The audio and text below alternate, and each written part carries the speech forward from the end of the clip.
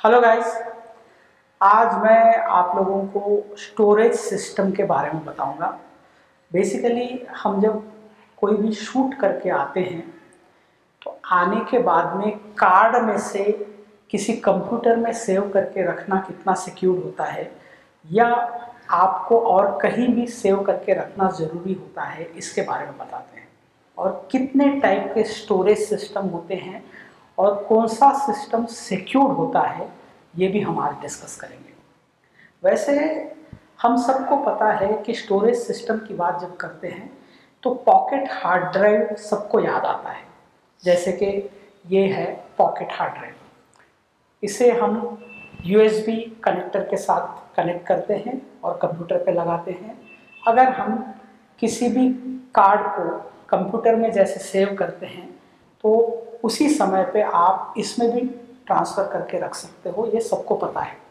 लेकिन ये pocket hard drive जो होता है ये उतना रिलायबल नहीं होता है। अगर ये मुश्किल से अगर 6 इंच ऊपर से भी नीचे गिर जाता है तब भी ये बंद होने के चांसेस 90% होते हैं। और जब एक बार बंद हो जाता है तो वापस रिकवर करना बड़ा मुश्किल होता है और महंगा भी होता है, और कोई गारंटी नहीं देता रिकवरी की इसकी। तो इसलिए फिर डाटा सेव कैसे करना चाहिए वो पहले जानना पड़ेगा। हमेशा जब भी आप शूट करने के बाद में एक हार्ड ड्राइव में कभी भी डाटा सेव नहीं करना चाहिए। अगर आप कहीं आउटडोर में शूट कर रहे हो तो आपके कंप्यूटर में एक बैकअप रखिए और हार्ड ड्राइव में रखिए, या तो दो अलग अलग हार्ड ड्राइव में बैकअप रखिए।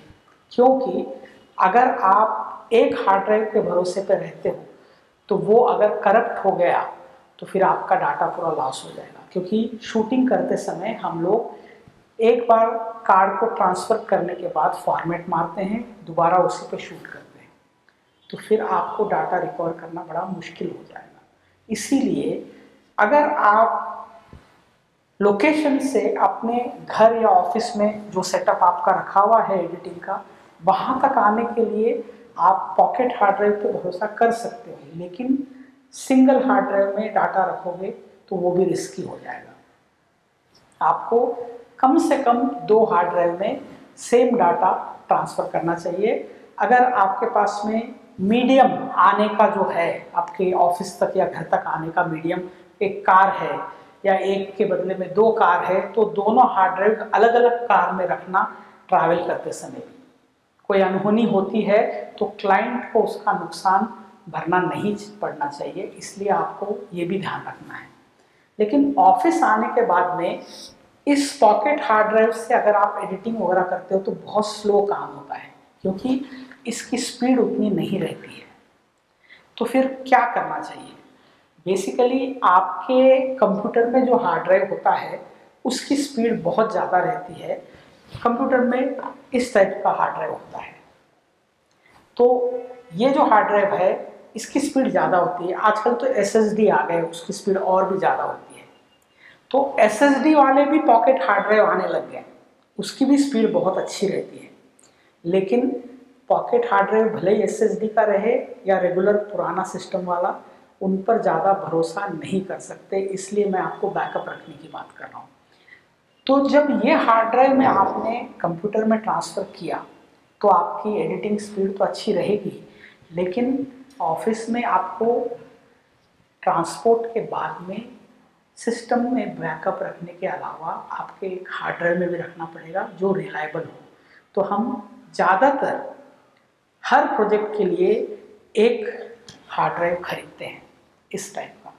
ये हार्ड ड्राइव की खासियत ये होती है, इसे आपको इस तरह के पावर सप्लाई 12 वोल्ट के पावर सप्लाई से इसको जोड़कर USB से कनेक्ट करके चलाना पड़ता है, बिना पावर सप्लाई के नहीं चलेगा। इसके अंदर सेम हार्ड ड्राइव रहता है जो ये है, सेम ही रहता है, तो इस पर ज़्यादा भरोसा कर सकते हैं अपन। लेकिन कहने का मतलब ये है कि इससे भी ज़्यादा ट्रांसपोर्ट नहीं करना पड़ता है, क्योंकि ये पावर मिलने के बाद में ही हार्ड ड्राइव चलता है, इसलिए इसकी रिलायबिलिटी ज़्यादा होती है पॉकेट के कंपैरिजन में। लेकिन इन हार्ड ड्राइव को आप ज़्यादा भरोसा कर सकते हो। अगर आप 3-4 साल भी इसे ओपन नहीं करते हो तब भी इसके अंदर का डाटा को कोई दिक्कत नहीं होता है। तो ये जो हार्ड ड्राइव है ये अलग अलग टाइप के आते हैं। जैसे कि ये हार्ड ड्राइव है, इस पे डायरेक्ट पावर लग रहा है, यूएसबी कनेक्शन डायरेक्ट लग रहा है और कोई अटैचमेंट नहीं है। लेकिन ये हार्ड ड्राइव में आपको ये अटैचमेंट है, इस पे पावर लग रहा है और थंडरबोल्ट भी लग रहा है। थंडरबोल्ट की स्पीड यूएसबी से ज़्यादा होती है, इसलिए थंडरबोल्ट वाले हार्ड ड्राइव लेने से आपको एडिटिंग में बहुत आसानी होती है, डाटा ट्रांसफर में भी बहुत आसानी होती है क्योंकि इसकी स्पीड ज़्यादा होती है। तो इस टाइप के हार्ड ड्राइव भी आते हैं। दूसरा जो सबसे ज़्यादा फिल्म इंडस्ट्री में या एडिटिंग के लिए यूज़ में आता है, ये वाला हार्ड ड्राइव लासी का। इसमें मल्टीपल थंडरबोल्ट भी है, यूएसबी भी है, टाइप सी भी आता है इसमें। तो ये बहुत फास्ट होता है और इसमें इंटरनली आप बैकअप के लिए भी अलग से एक कंपार्टमेंट बना सकते हो। तो ये हार्ड ड्राइव बहुत रिलायबल होता है। ये लगभग मेरा ये वाला हार्ड ड्राइव 10 साल पुराना है, आज भी मुझे उतने ही स्पीड से काम करता है, इसमें कोई दिक्कत नहीं होती है। इसको भी पावर सप्लाई देना पड़ता है, बिना पावर के नहीं चलता है। लासी बहुत, इसकी कवर जो है ऊपर का ये मेटालिक रहने से ये बहुत ड्यूरेबल होता है, शॉक प्रूफ भी होता है। बाकी ये प्लास्टिक के हैं इसके ऊपर के कवर, लेकिन ये मेटालिक कवर है, तो ये बहुत रिलायबल होता है। और साथ में एसएसडी वाले अगर आप हार्ड ड्राइव लेते हो तो उस पर भी काफ़ी स्पीड मिल जाती है। तो ज़्यादातर लोग बैकअप की बात आती है तो बहुत नेग्लेक्ट करते हैं। ऐसा ना करें, हर बार जो भी प्रोजेक्ट आपका होता है, भले ही इस टाइप के हार्ड ड्राइव में भी रखते हो तो इसका बैकअप भी रखा करो। इसको भी दिक्कत अगर आती है तो बैकअप में से आपका काम चल जाएगा।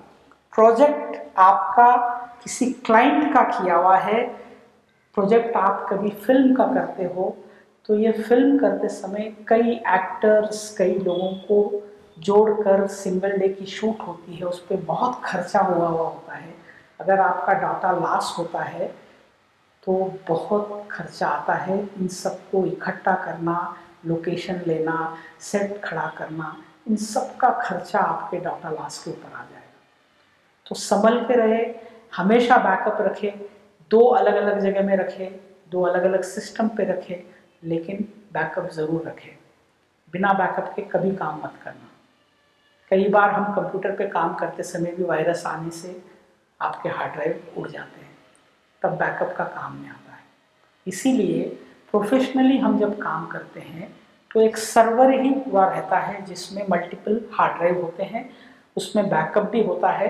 अगर कोई हार्ड ड्राइव खराब हो जाता है तो वो सिस्टम ही ऐसा होता है, वो खराब हुआ वाला हार्ड ड्राइव निकाल दो, जैसे ये वाला है, और नया हार्ड ड्राइव डाल दो, तो आप वो सिस्टम खुद इसमें पुराना डाटा आपको बैकअप में से ला के डाल देगा। तो ऐसे वाले सर्वर भी आते हैं। कई लोगों को थोड़ा सा ऐसे हार्ड ड्राइव महंगे पड़ने के कारण ये सस्ता पड़ता है।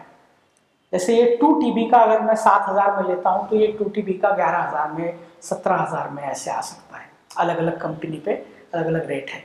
तो मैं इसको भी, अगर मैं ऐसे छोटे से कन्वर्टर या इसका एक एडाप्टर आता है, इस पे पावर लगता है, सेम पावर जो मैं बता रहा हूँ, और साथ में USB कनेक्शन, और आपके कंप्यूटर में जहाँ पर ये कनेक्टर लगता है सेम लोकेशन पे ये लग जाता है, और this work like this, same हो जाएगा। लेकिन ऐसे ओपन हार्ड ड्राइव यूज़ करते समय आप ऑफिस से बाहर नहीं ले जा सकते हो, क्योंकि ये करप्ट या खराब होने के चांसेस रहते हैं। इस पर आप काम कर सकते हो, कोई प्रॉब्लम नहीं है। मैं पिछले 15 साल से ऐसे काम कर रहा हूँ अडॉप्टर लगाकर, लेकिन बहुत संभल के करना पड़ता है। हार्ड ड्राइव को आप हैंडल करते भी संभल के करना पड़ता है, क्योंकि ये हार्ड ड्राइव में राइटिंग रीडिंग के लिए एक लेंस होता है। अगर उस लेंस का थोड़ा माइक्रोन में भी पोजीशन बदल जाती है ऐसे नीचे गिरने से, तो आपका हार्ड ड्राइव रीड या राइट नहीं करेगा, करप्ट हो जाएगा।